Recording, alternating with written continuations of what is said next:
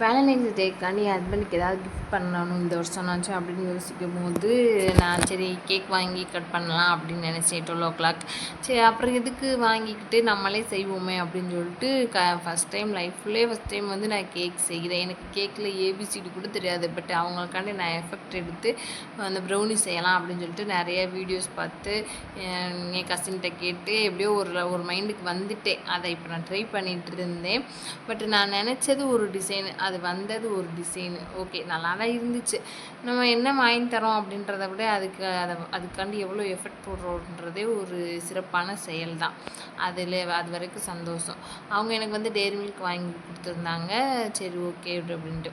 இப்போ தான் இந்த வேலண்டைன்ஸ் டேலாம் கேலண்டரில் கிழிக்கிற டேட்டு மணிக்கு சாதாரணமாக இருக்குது. நான் ஸ்கூல் படிக்கும் போதுலாம் இந்த கப்புள்ஸ் என்ன பண்ணுவாங்கன்னா கலர் கலராக ட்ரெஸ் போடுவாங்க. இந்த கலருக்கு இது சிங்கிள்ஸ் கூட கலராக தான் போடுவாங்க. அந்த கலரில் ஒவ்வொரு கலரில் ஒவ்வொரு அர்த்தம் இருக்கும். நமக்கு எப்போயுமே அதே யூனிஃபார்ம் தான்.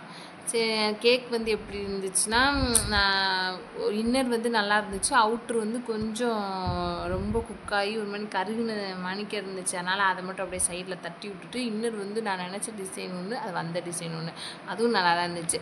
சரின்னு கதவு என்ன நினச்சி பிளான் பண்ணியிருந்தேன்னா, எங்கள் ஹஸ்பண்ட் வரும்போதே அப்படியே கேக்கோடு நிற்போம். எப்படியும் அவங்க 12 மணிக்கு மேலே தான் வருவாங்க. நிற்போன்னு பார்த்தா எனக்கு திடீர்னு தலைவலி வந்துடுச்சு.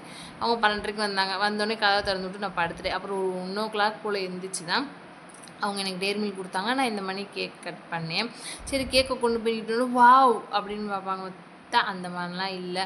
அவங்க என்ன திடீர்னு கேக்கு அப்படி இது யார் பண்ணா அப்படி இப்படின்னு கேட்டாங்க. ஏன்னா அந்த கேக்கோட நிலைமையை பார்த்தாலே தெரிஞ்சிருக்கும் இது கடையில் இந்த மாதிரி பண்ண மாட்டாங்க அப்படின்னு சொல்லிட்டு. அவங்க அப்புறம் நான் தான் பண்ணேன் அப்படின்னு சொன்னேன். அப்புறம் அவங்களுக்கும் கொஞ்சம் ஹாப்பியாக இருந்துச்சு. அப்புறம் கேக்